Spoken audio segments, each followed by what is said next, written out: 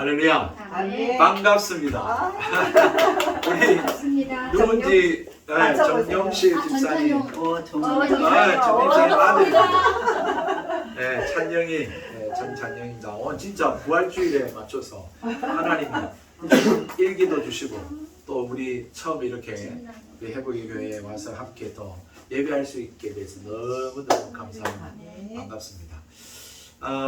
오늘 이렇게 특성하고 싶은 마음인데 사실 저는 우리 앞에 우리 두 찬양 이번 주에 너무 은혜를 받아가지고 그 찬양을 함께 우리가 부르게 됐습니다. 그래서 또 앞으로도 이렇게 또 제가 조금 은혜 받고 한 찬양 같이 이렇게 부르는 그런 시간들 우리 영상을 통해서 같이 이렇게 불렀으면 참 좋겠다 싶습니다. 오늘 부활주일인데요. 이 예수님을 안 믿고 이 부활을 안 믿는 사람들 입장에서는 이게 진짜 말도 안 되는 일이잖아요. 기독교의 진리를 믿지 않는 자들의 입장에서는 사실 이 부활이라고 하는 이야기가 사실 신화나 어떤 종교에 보면 신화나 전설과 같이 꾸며낸 이야기들, 좀 이렇게 과장한 이야기들, 그런 이야기들과 같이 들릴 뿐입니다. 사실 죽은 자가 다시 살아났다? 말도 안 되죠. 눈에 보이지 않는 신이 있다라고 하는 것도 긴가민가한데 그 신이 이 세상을 창조했다라는 것도 에이 막 됐다 라고 하는데 죽은 자가 다시 살아났다 라고 하는 거는 웃기는 소리 하지 마라 라고 하는 이야기인 거죠. 이러한 이야기들은 뭐 사실 그럴 수 있지 않습니까? 충분히 그럴 수 있는 이야기입니다. 그런데 여러분 오늘 이 고린도전서 13장에 사도 바울이 이야기하는 이 이야기를 제가 오늘 들려드릴 겁니다. 이 이야기만큼은 신화도 아니고 전설도 아니고 허구도 아니고 누구 지어낸 이야기도 아니고 이건 사실입니다. 이거 하나만큼은 분명한 사실입니다. 한번 들어보십시오. 사실 오늘 제가 여러분들한테 전할 이 말씀은 제가 만든 게 아닙니다. 제가 꾸며낸 이야기가 아니고요. 다시 말하면 제 생각이 아니고 이거는 임의대로 제가 전하는 게 아니라 있는 그대로 제가 말씀을 드리는 겁니다. 오늘 성경에 기록된 내용을 그대로 전하는 것 뿐입니다. 이 말씀은 2000년 전에 사도 바울이 예수님의 부활을 목격한, 만난, 부활하신 예수님을 만난 사도 바울이 전한 글입니다. 조금 이것이 지나면, 조금 세월이 흘러서 적어도 16세기에 종교 개혁자들, 마틴 루터나 존 칼빈이나 쯔빙글이라든지 이런 종교 개혁자들은 진짜 있었던 인물 아닙니까?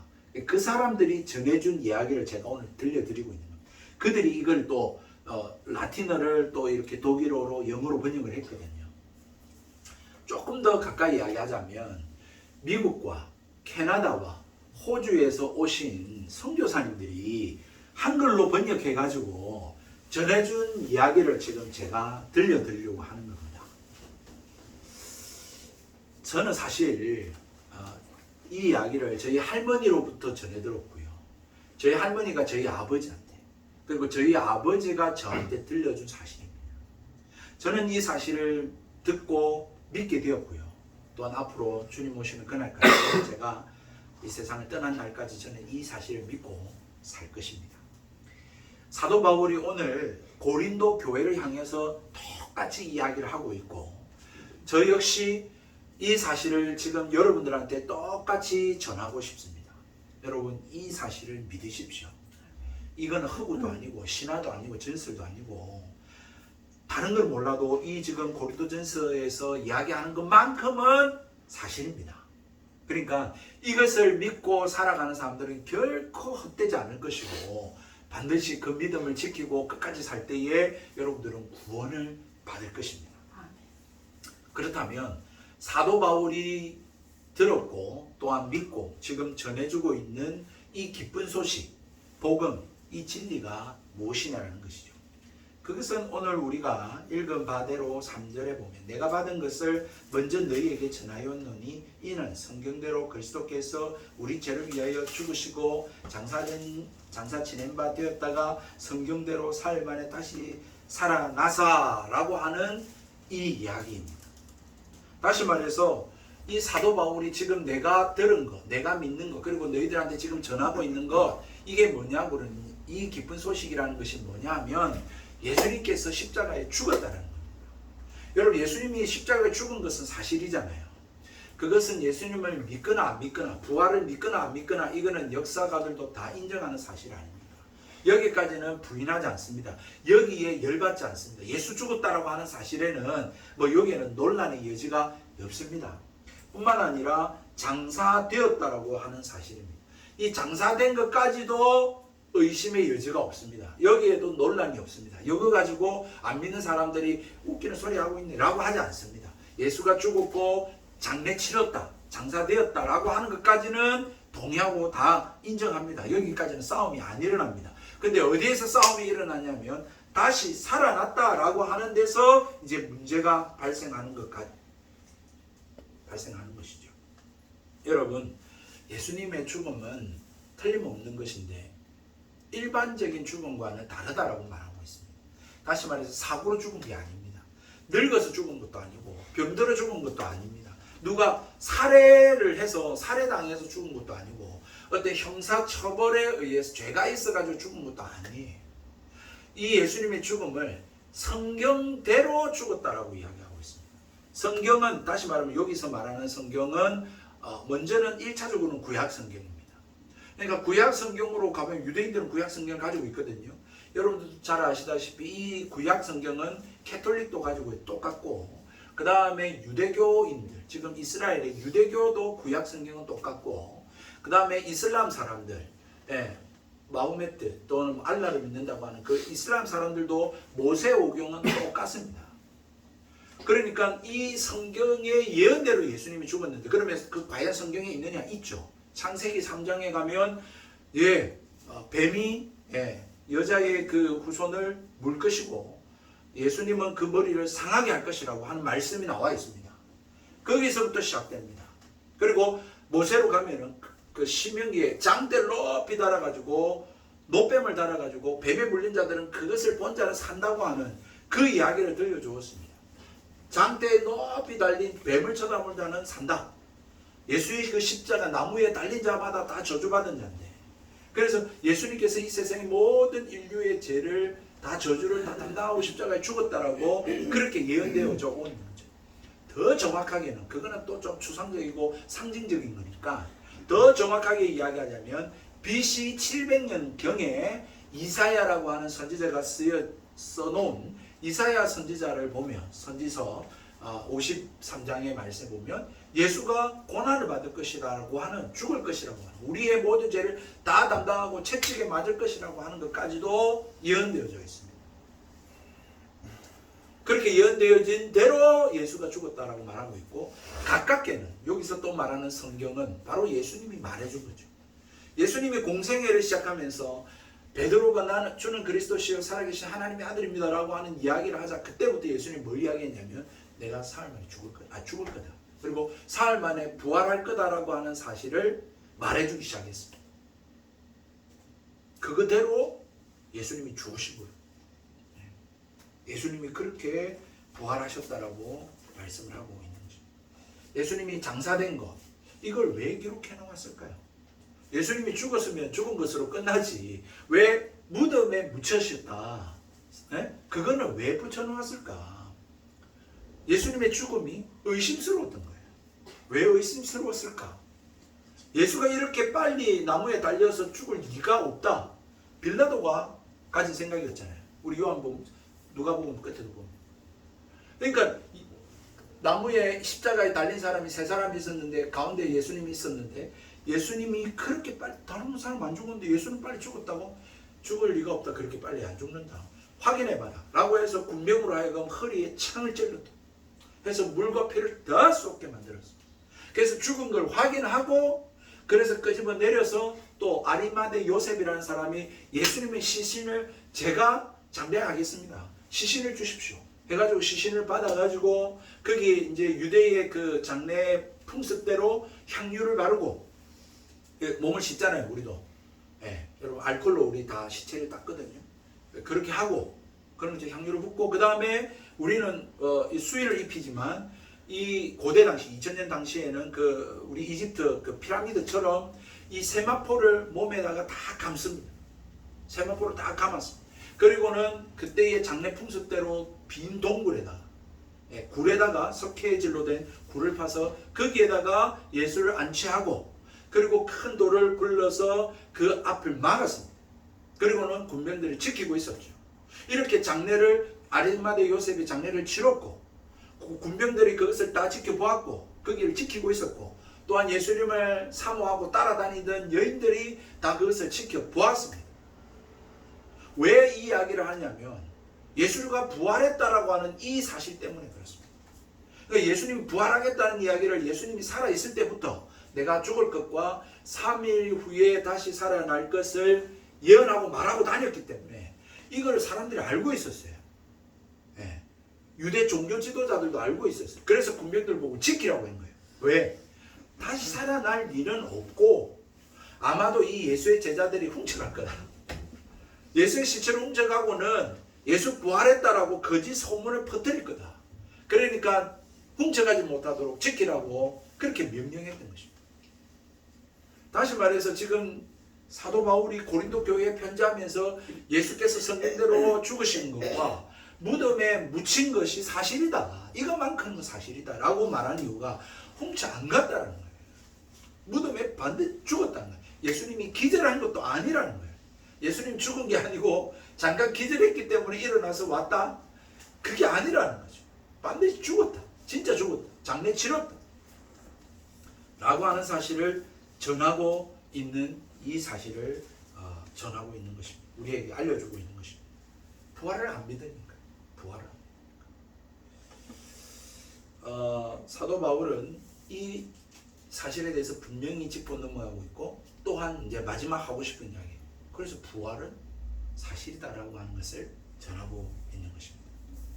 부활 사실이다. 성경대로 예수님 죽었고 무덤에 장사 지냈고 뿐만 아니라 부활했다.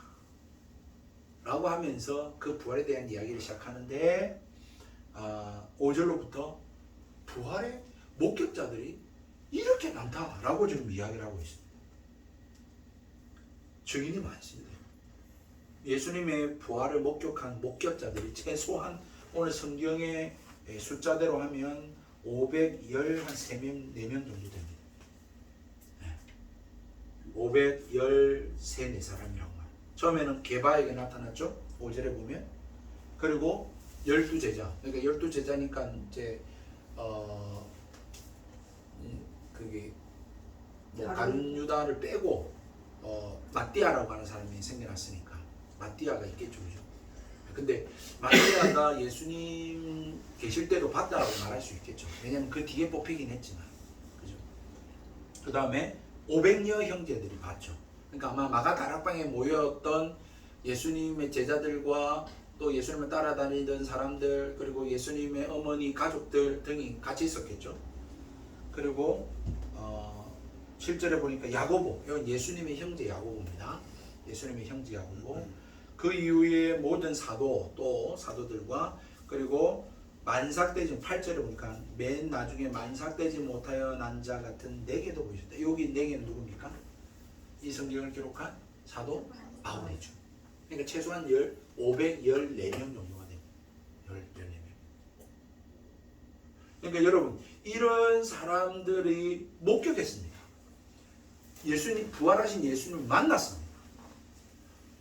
아니 그러니까 이 부활을 안 믿고 부활이 없다라고 하는 사람들한테 지금 이제 사도 바울은 말하고 싶은 게 있는 거예요. 그 사람 중에 솔직히 말해서 이 성경이 쓰여지던 당시에 몇몇 사람은 죽었습니다. 근데 오늘 6절 말씀 보니까 이 성경이 기록될 당시 최소한 AD 60년까지 부활하신 예수님을 만난 이 목격자들, 이 증인들이 대다수는 살아있었다라고 전하고 있습니다. 네? 뭐 한 3분의 1은 죽었다 치고 3분의 2는 살아있으니까 5, 3 뭐 몇 명이라고 해야 돼요? 400명 정도로 살아있는 거지. 아니 그 부활하신 예수님을 만난 사람들, 목격한 사람들, 부활의 증인들이 한 400명은 지금도 살아있는데 무슨 소리 하냐? 부활이 없다니. 예수님 부활 안 하셨다니. 죽은 자의 부활이 없다니. 무슨 소리 하는 거냐? 우리가 다 지금 40일 동안 예수님하고 같이 밥 먹고 같이 지냈는데 라고 지금 사도 바울이 이야기를 하고 있는 것입니다. 이 부활의 증인들은 그 부활하신 예수님을 만났기 때문에 예수님을 믿는 자들을 핍박하고 잡아 죽이고 옥에 가두고 해도 포기를 안 했죠. 도망은 갔습니다. 피난은 갔습니다. 좀 피하긴 했습니다만 숨어서도 예수님 믿었습니다. 가난과 질병과 또 위협과 그러한 어려움들 속에서도 이 믿음의 삶을 중단하지 않았습니다. 왜 이런 미친 짓을 할까요? 그죠? 그렇게 생각할 수 있잖아요. 모두 예수에 미친 사람들, 예수에 빠진 사람들, 예사빠 또는 예수에 홀린 사람들, 예수의 추종자들만 그랬던 게 아니고요. 가장 작은 사도라고 지금 표현하고 있는 사도 바울 자신도 예수님 부활하신 예수님 만났는데 내가 어떤 사람인 줄 아냐? 예수님 부활을 전하는 사람들 잡아 체포하는 사람입니다. 그 사람들 잡아 죽이던 사람입니다. 예수님의 부활을 전하던 누굽니까? 스데반을 돌로 쳐 죽이던 사람이다 내가. 그렇게 예수를 전하지 못하도록 예수 믿는 사람들을 핍박하고 박해하고 체포하고 죽이려고 했던 내가 부활하신 예수님 만나고 나니까 내가 할 말이 없다. 예수님 부활을 부인할 수 없다. 예수님 믿는 사람들을 박해할 수 없다. 내가 이 일을 멈출 수밖에 없었다. 그 정도로 그친 게 아니죠. 뭐라고 말하고 있습니까? 사도 바울이. 내가 9절에 나는 사도 중에 가장 작은 자라 나는 하나님의 교회를 박해하였으므로 사도라 칭함 받기를 못할 자다. 감당하지 못한다. 내가 그렇게 했으니까 내가 참 가장 작은 사도고 성경을 제일 많이 썼는데 어떻게 가장 작은 사도겠습니까? 그럼에도 불구하고 그렇게 표현하고 있고 나는 사도라 칭함 받기 사실은 감당하지 못할 자다 라고 이야기를 하고 있으며 그 다음에 10절에 그러나 내가 나된 것은 하나님의 은혜로 된 것이니 내게 주신 그의 은혜가 헛되지 아니하여 내가 모든 사도보다 더 많이 수고하였으나 내가 한 것이 아니오 오직 나와 함께 하신 하나님의 은혜다. 이게 은혜다. 은혜. 내가 예수 믿는 사람들을 핍박하고 예수 복음 전하지 못하도록 그렇게 가로막고 때리고 죽이던 사람인데 내가 사도로 부름받아가지고 너무 죄송스럽고 너무 황공하고 너무 은혜고 너무 감사해서 내가 다른 사도들보다도 내가 더 열심히 복음 전했다. 내가 더 열심히 하나님의 교회를 위해 섬겼다. 그렇게 지금 이야기해요. 근데 이건 다 하나님의 은혜다. 내가 한 게 아니다. 진짜 하나님의 사랑이 너무 커가지고 부활하신 주님이 나에게까지도 찾아와 주시고 만났어. 내가 이렇게 가만히 있을 수가 없다. 이 지금 그렇게 사도 바울이 증거하고 있는 것입니다. 사도 바울은 예수님을 안 믿었습니다, 여러분. 안 믿을 뿐만 아니라 예수님의 부활을 전하는 사람들 핍박했던 사람 아닙니까? 그랬던 사람이 예수님 만나니까 부인할 수 없죠. 예? 교회를 핍박 못하죠. 못할 뿐만 아니라 오히려 예수님의 부활을 증거하는 사람이 되었습니다. 그것도 예수님이 전하는데 다른 사람들보다도 더 나쁜 짓을 많이 했기 때문에 내가 더 하나님 복음을 위해서 더 힘써 열심히 전할 수밖에 없었다라고 말하고 있는 것입니다. 여러분, 예수님의 부활은 체면이 아니었습니다. 집단 체면이 아니었습니다. 환상이 아니었습니다. 정신적인 착란 아니었습니다. 진짜 예수님이 부활했고 이 부활하신 예수님을 만난 사람들이 수백 명이고 그리고 이 성경이 쓰여질 당시에는 살아있는 사람들이 많았고 그리고 예수를 핍박하던 바울 자신조차도 예수님 만나서 내가 이렇게 변했다. 내가 이래 살고 있다. 라고 말하고 있는 이 사실만큼은 사실입니다. 이거는 거짓이 아닙니다. 꾸며낸 이야기가 아닙니다. 이거는 논란의 여지가 없는 사실입니다. 사도 바울이 왜 이렇게 이야기를 하고 성경에 기록을 하고 있느냐. 그때 당시에도 이 부활한 예수님을 만난 증인이 이래 많은데도 불구하고 예수님 부활이 없다고 안 믿는 사람들이 있었거든요. 죽은 자의 부활이 없다고 말하고 있잖아요. 오늘 성경에 12절에 보니까 그리스도께서 죽은 자 가운데 다시 살아나셨다 전파되었거늘 너희 중에서 어떤 사람들은 어찌하여 죽은 자 가운데서 부활이 없다 하느냐. 죽은 자의 부활이 뭐냐? 이게 조금 불명확합니다.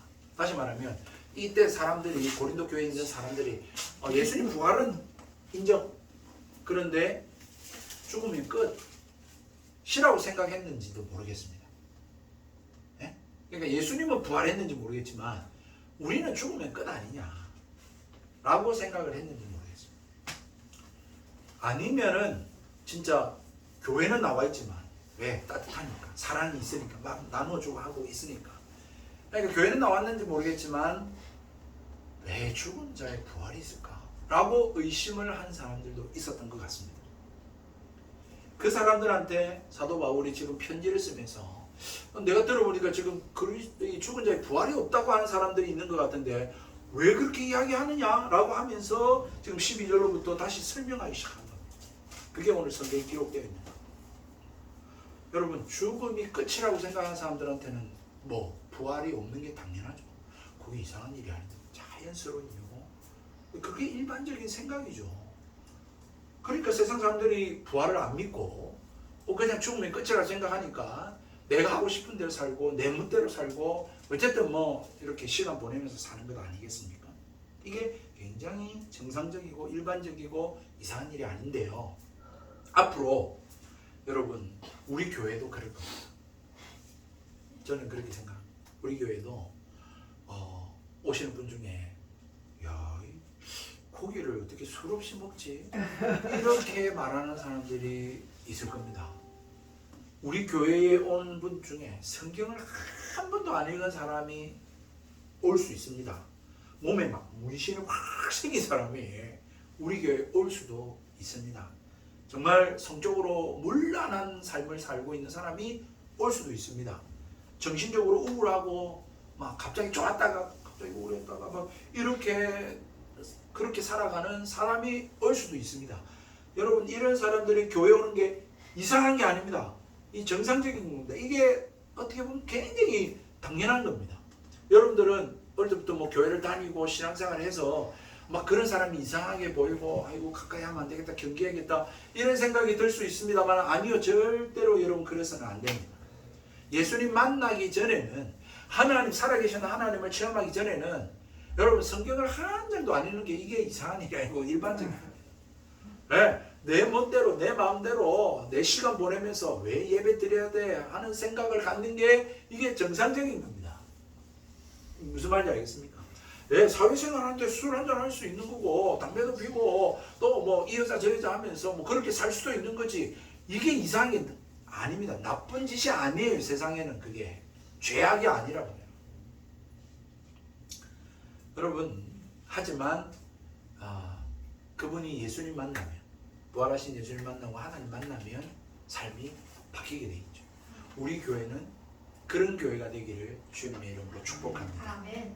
우리는 그분들이 하나님 만나기까지 하나님이 그 사람을 찾아오시고 그렇게 믿음 주시고 그래서 삶이 변하기까지 우리는 어떻게 되냐?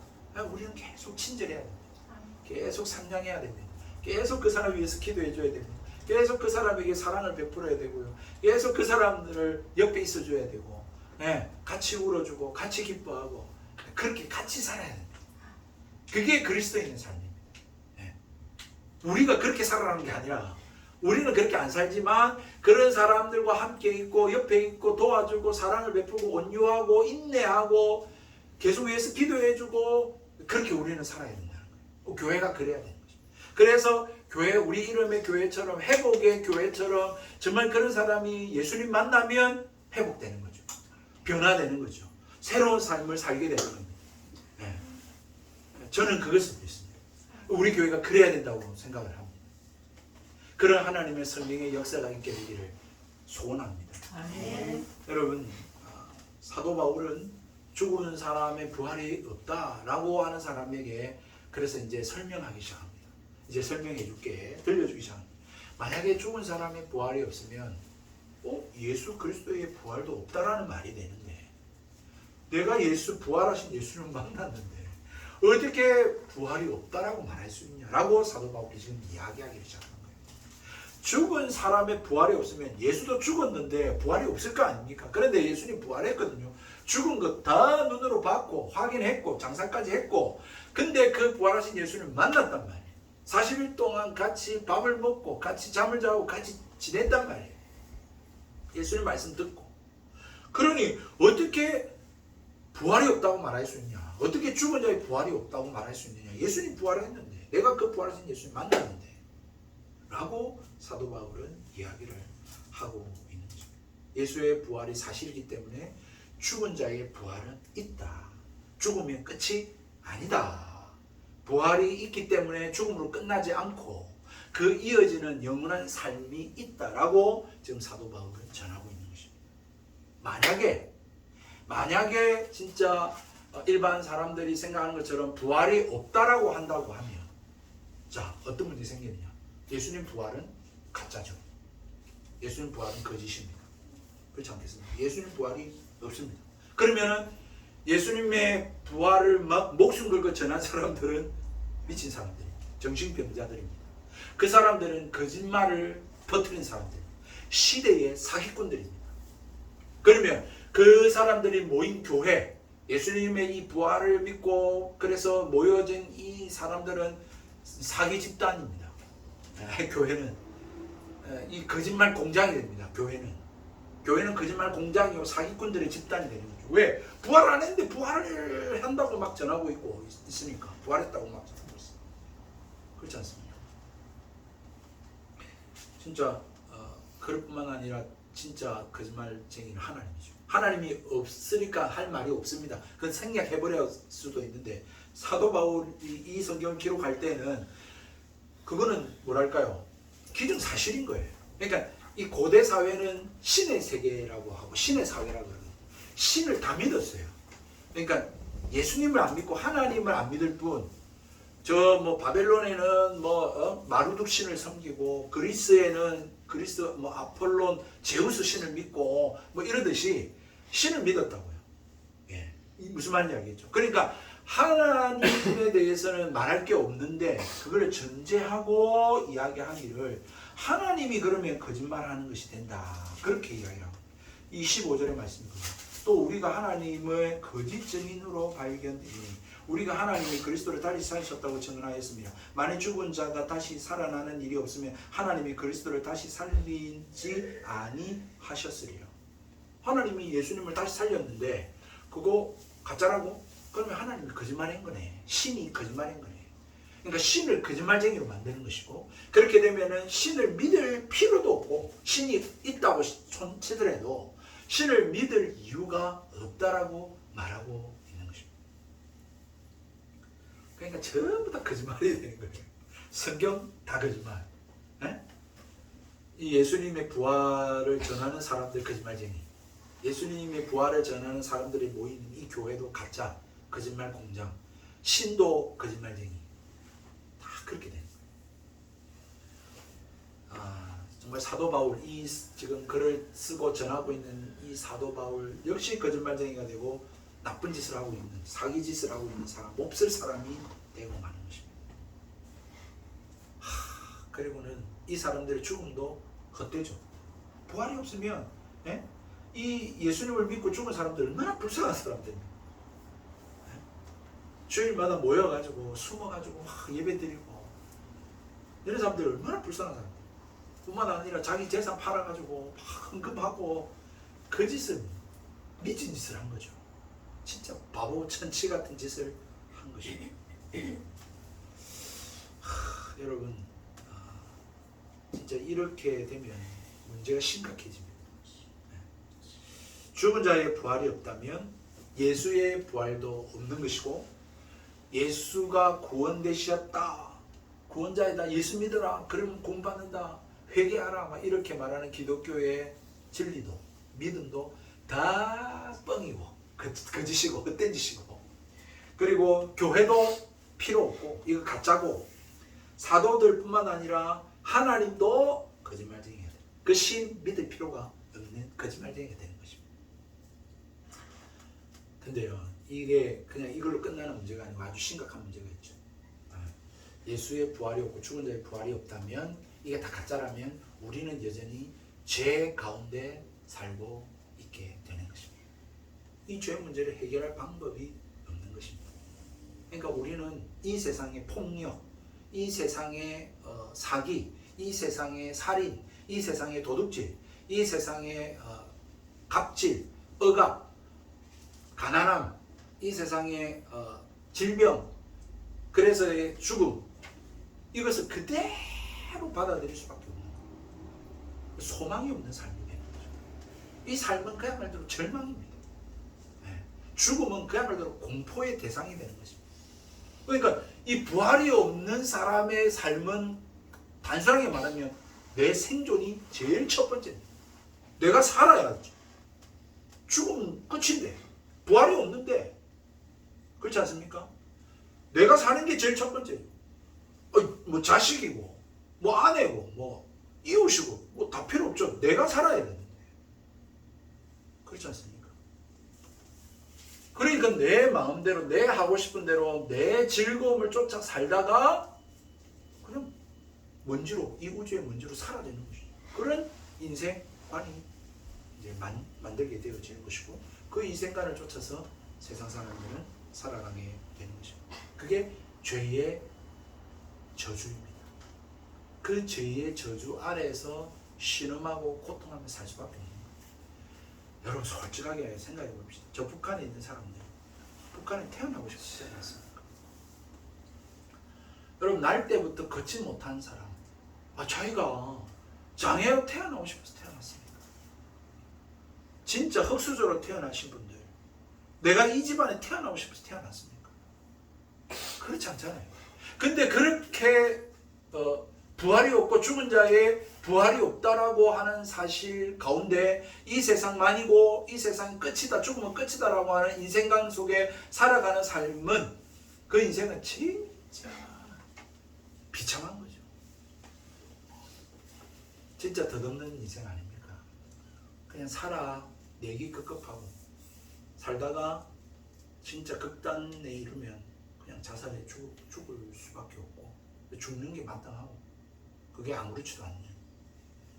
그러면서 내 쾌락을 쫓고, 내 만족을 쫓고, 내 유익을 쫓고, 남은 타 있는 이웃은 내 만족과 유익의 도구고 대상이고, 이용해 먹는 사람이 되는 거죠. 이 죄의 저주 아래 신음하다가 결국은 나이 들고 병들고 쓸쓸하게 죽어가는 게 인생이 되고 마는 것입니다. 진짜 이 인생은 살고 싶지 않습니다. 이 인생은 소망이 없습니다. 이 인생은 절망입니다. 정말 헛된 인생입니다. 쓸데없는 인생입니다. 차라리 안 태어났으면 나을 뻔했습니다. 정말 삶이 고통입니다. 삶이 원망스럽고 저주스럽고 한탄스럽고 욕 나오는 그런 인생이 될 수밖에 없는 것이죠. 참 진짜 믿는 우리 입장에서, 저의 입장에서 생각하면 진짜 화가 날 것 같아요. 부활이 없으면, 죽은 자의 부활이 없으면 어리적부터 교회를 다니는 게 너무 아깝습니다. 시간, 바보짓을 한 거죠. 착하게 살 필요가 없습니다. 진짜 내 한 대 맞았어, 내가 참을 이유가 없는 거죠. 그 애는 때려 죽여도 마땅한 거죠. 감히 나를 건드려? 나를 욕해? 때려 죽여도 마땅한 거죠. 내가 착하게 살 이유가 없어요. 왜? 나도 죽으면 끝이고 쟤도 죽으면 끝인데 도덕과 윤리가 왜 필요합니까? 여러분 죽은 자의 부활이 없는데, 이 세상뿐인데 착하게 살 이유가 없고, 교회 다닐 이유가 없고, 하나님 앞에 매일 필요도 없고, 헌금할 이유도 없고, 성경 읽을 필요도 없고, 교회 나오는 이유도 전혀 없습니다. 이거 다 뻥입니다. 이거 다 가짜입니다. 이거 다 쓸데없는 짓입니다. 진짜 부활이 없으면 저 목사 된 거 진짜 욕할 겁니다. 저 목사로 태어나 이렇게 살아가는 게 정말 원망스러울 겁니다. 여러분, 그런데 그렇지 않는 것이죠. 예수님은 부활하셨습니다. 아멘. 부활이 있습니다. 아멘. 죽은 자의 부활이 있다. 지금 이 사람들이 또 똑같이 지금 이야기하고 있잖아요. 예? 부활이 있다고 이야기를 하고 있습니다. 여러분 한번 7절부터 한번 보십시오. 그리스도께서 다시 살아난 일이 없으면 너희의 믿음도 헛되고 너희가 여전히 죄 가운데 있을 것이요 또한 그리스도 안에서 잠자는 자도 망하는 것이고 19절에 만약 그리스도 안에서 우리가 바라는 것이 다만 이 세상의 삶뿐이면 모든 사람 가운데 우리가 더욱 불쌍한 자이라. 제가 말한 거 그죠? 제가 말한 게 아니라 이 사도 바울이 이야기한 것을 제가 지금 여러분들한테 풀어서 말씀드린 겁니다. 그런데 20절에 말씀하죠. 그러나 이제 그리스도께서 죽은 자 가운데서 다시 살아나사 잠자는 자들의 첫 열매가 되셨다. 예수님 부활했다. 그래서 죽은 자의 첫 열매가 첫 증거로 예수님 부활했다. 이제 앞으로 부활이 있을 것을 이제 시작되었다. 네, 부활이 있다는 사실을 증명하셨다. 그렇게 말씀하고 있습니다. 이 삶으로 끝나는 거 아닙니다, 여러분. 정신 차려야 됩니다. 이 땅의 삶이 끝이 아닙니다. 이 세상 많이 있지 않습니다. 부활이 있습니다. 부활이 있다라는 것은 뭡니까? 영원한 삶이 있다라는 겁니다. 그렇기 때문에 이 땅의 삶이 그냥 끝나는 것이 아니기 때문에 아무렇게나 마음대로 살면 안 됩니다. 그렇게 말하고 있는 것입니다. 마치 여러분들이 이 세상에 사람들이 왜 나쁜 짓 할까? 그렇잖아요. 왜 이런 죄가 있까? 왜 우리는 나쁜 생각과 나쁜 마음을 먹고 나쁜 이야기를 하고 왜 우리는 왜 이렇게 살까? 왜 이 죄가 있을까? 여러분 그 죄가 어디서부터 온지를 우리는 성경을 통해서 알잖아요. 한 사람, 아담, 인간의 대표인 이 아담이 그 범죄함으로 말미암아 그가 하나님과의 언약을 깨뜨림으로 말미암아서 죄가 모든 사람에게 미치게 되어졌고 이 죄의 저주 아래 우리 모든 인간들이 살게 된 것과 같이 한 사람, 예수님이 십자가에 못 박혀 죽으시고 사흘 만에 부활하신 이 사건으로 말미암아 이제 자유함이 주어지고 이제 부활이 있어지고 영원한 삶이 우리에게 주어졌다라고 성경이 말씀하고 있는 것입니다. 한 사람으로 말미암아 죄가 들어온 것처럼 한 사람의 죽음으로 말미암아 희생으로 말미암아 이제 사는 길이 열렸다라고 말씀하고 있는 것입니다. 여러분 부활이 있습니다. 예수님 부활하셨습니다. 예수님 부활했다는 말은 부활했다는 겁니다. 이 사실이 지금 안 믿는 사람들한테 지금 사도 바울이 이 지금 살아있는 사람들 우리가 다 봤는데 나도 봤는데 뭐 부활이 없다는 소리를 하고 있느냐라고 하면서 부활이 있다. 이거 쓸데없는 짓 아니다. 만약에 그렇다면 우리가 진짜 불쌍한 사람인데 아니 그렇지 않다라고 지금 전하고 있습니다. 여러분 이것이 사도 바울이 전해준 바고 우리 종교개혁자들이 전해준 바고 우리 미국 또 캐나다 호주의 선교사님들이 전해준 바고 저희 할머니가 전해준 바고 저희 아버지가 전해준 바고 제가 오늘 시간도 여러분한테 전하는 바입니다. 예원아 예준아 예성아 우리 찬영아 그리고 우리 김혜경 권사님 우리 최선미 집사님 우리 사랑하는 아내 한정정 사모님 예수님 부활하셨습니다. 아멘. 부활은 있습니다. 죽음의 부활은 있습니다. 영원한 삶이 있습니다. 예수님이 우리 죄를 위해 죽었을 뿐만 아니라 다시 살아나셔서 이것의 첫 열매가 되셨습니다. 이 사실을 믿고요. 이제 확신하고요.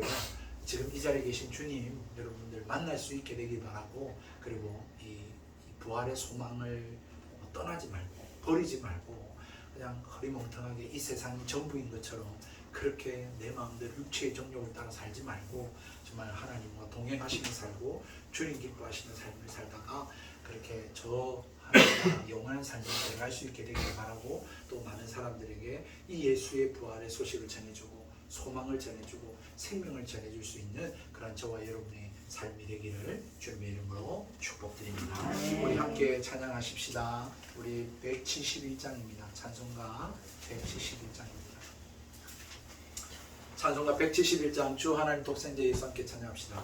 주 하나님 독생자 예수 날 위하여 오시었네 내 모든 죄 사시려고 십자가 지셨으나 다시 사셨네 살아계신 주 살아계신 주 나의 참된 소망 두려움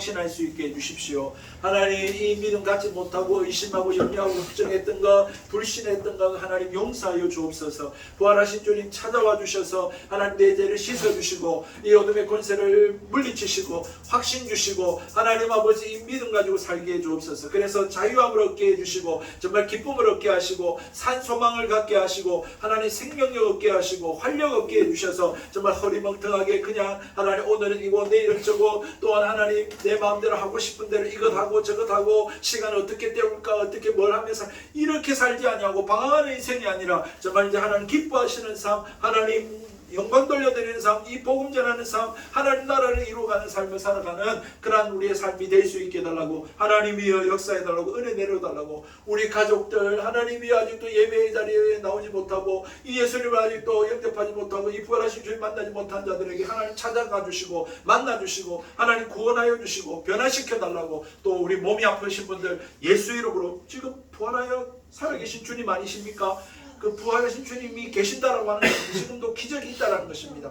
바디메오가 눈을 떴던 것처럼 정말 지금도 그렇게 예수님 하실 수 있다는 것입니다. 날 때부터 안전병이들 일어날 수 있다는 것입니다. 정말로 여러분 병들 고친달라고 하나님 앞에 기도하십시오. 그리고 응답 받읍시다. 정말 여러분들의 잘못된 습관 안 고쳐지는 것 하나님 앞에 기도하십시오. 그 부활하신 주님이 지금도 계시기 때문에 기도하는 자들에게 하나님이 응답하시겠다고 약속하셨기 때문에 그 약속을 이루실 것입니다. 우리 시간 부활하신 주님을 우리가 믿고 우리 확신하면서 우리 통성으로 같이 한번 기도하겠습니다.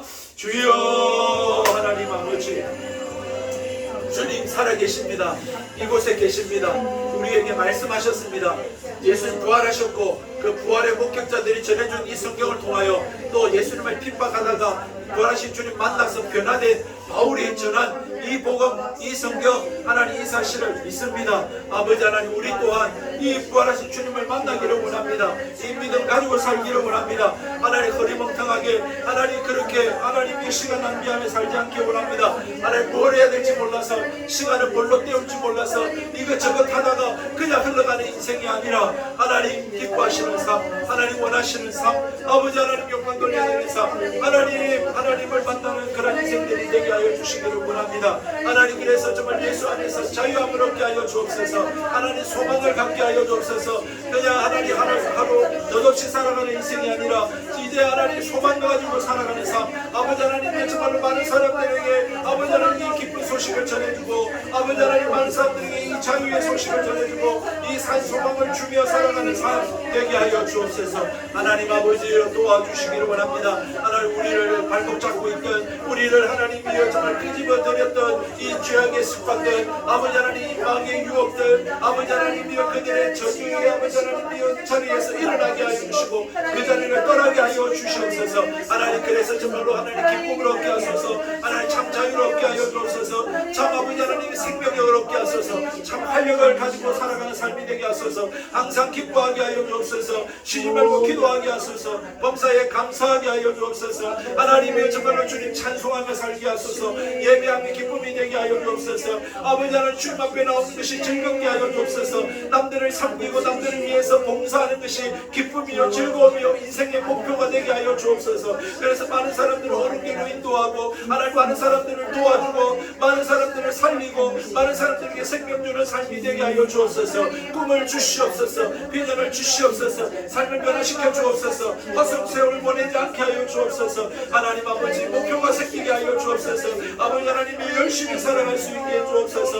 아버지 하나님 복음 전파하며 살게 하여 주옵소서. 기도 응답받고 살게 하여 주옵소서. 살아계신 하나님과 동행하며 살게 하여 주옵소서. 부활의 증인이 되게 하여 주옵소서. 아버지 하나님이 정말 죄악의 습관들, 아버지 하나님이 정말 참으로, 아버지 하나님이 또한 하나님의 미디어로, 또한 하나님의 술과 또한 담배와 음란과 하나님 쾌락과 하나님 여러 가지에 빠져서 살아가는 삶이 아니라 거기서 자유함을 얻고 정말로 하나님의 건강한 삶을 얻고 하나님이여 정말 온전한 삶을 살아갈 수 있는 그런 하나님이여 정말 은혜가 우리 가운데 임하게 하여 주옵소서. 하나님 믿지 않는 가족들, 하나님 믿지 않는 자매들, 믿지 않는 형제들, 하나님이여 정말 그들이 예수 믿기 원합니다. 주여 아버지 자유함을 얻게 하소서. 그들을 사로잡고 있는 어둠의 권세는 예수 이름으로 떠나갈지어다. 아버지 하나님 그들을 물리쳐 주시고 쫓아내 주시고 아버지 하나님 정말로 주여 그것이 없다 할지라도 예수로 말미암아 기뻐하고 감사하고 즐겁고 행복할 수 있는 그러한 하나님 삶이 되게 하여 주시옵소서. 주여 아버지 하나님 은혜를 내리고 주시옵소서. 아버지 하나님 우리를 찾아와 주옵소서. 우리를 만나 주옵소서. 우리에게 자유함을 주옵소서. 하나님 치료를 허락하여 주옵소서. 회복을 주시옵소서. 다시 기쁨을 얻게 하소서. 다시금 감사를 얻게 하소서. 다시금 사랑으로 충만하게 하여 주옵소서. 다시금 하나님 기도의 응답들을 받게 하여 주옵소서. 하나님 살아계신 하나님 만나기 원합니다. 주여 은혜 있게 하여 주옵소서. 주님 역사하여 주옵소서. 함께 하여 주시옵소서. 주여 감사합니다. 살아계신 하나님 아버지, 정말 예수 안에 자유가 있음을 믿고 감사를 드립니다. 진실로 하나님, 예수님 부활하셨습니다. 부활하셨다는 것은 지금 살아계신다는 것입니다. 지금도 우리와 함께 하시고 우리의 기도를 들으십니다. 우리에게도 말씀하십니다.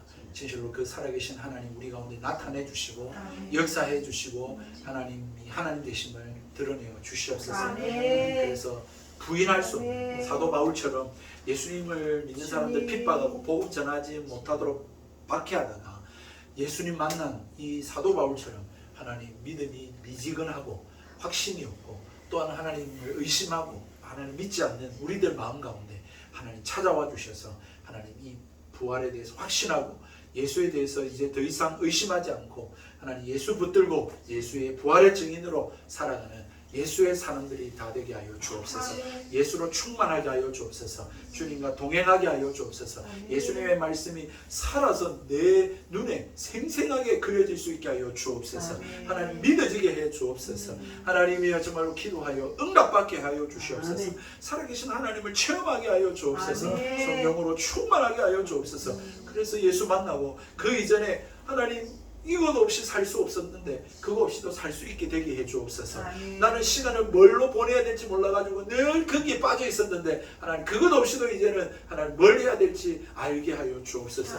그래서 하나님의 인생이 변화되게 해주시고 하나님의 목표가 생기게 해주시고 정말로 이제 하나님 남들을 위해서 섬기고 나눠주고 베풀어주고 아버지 하나님이여 정말 주님 영광 위에 살아드리는 인생들이 되게 하여 주옵소서. 하나님이여 정말로 질병 가운데 고통 가운데 시름 가운데 염려와 걱정과 근심으로 우울과 하나님의 여러 가지 정신적인 마음의 병들 가운데 있는 자들도 오늘 이 시간 예수 이름으로 자유함을 얻게 하여 주시옵소서.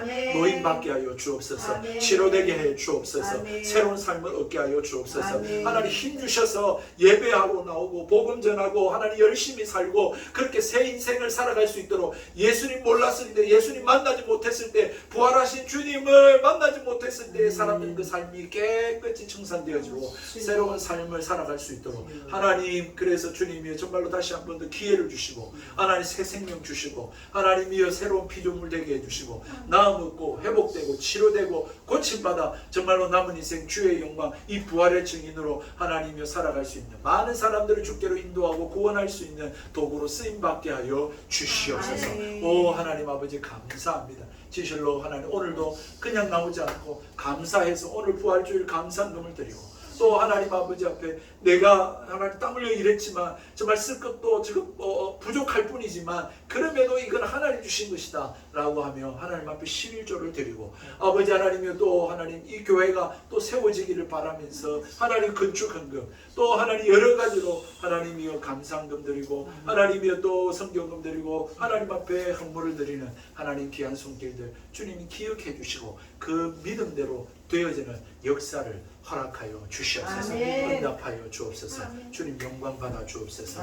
감사하고 살아계신 예수님의 이름으로 기도드리옵나이다. 아멘. 지금은 우리 구주 예수 그리스도의 은혜와 하나님 아버지의 무한하신 사랑하심과 성령 하나님이 함께하시고 교통하시고 충만하게 역사하심이 정말로 예수의 증인으로 부활의 증인으로 살기를 소원하는 사랑하는 성도들을 위해 지금부터 영원토록 항상 함께 계실지어다. 아멘. 아멘.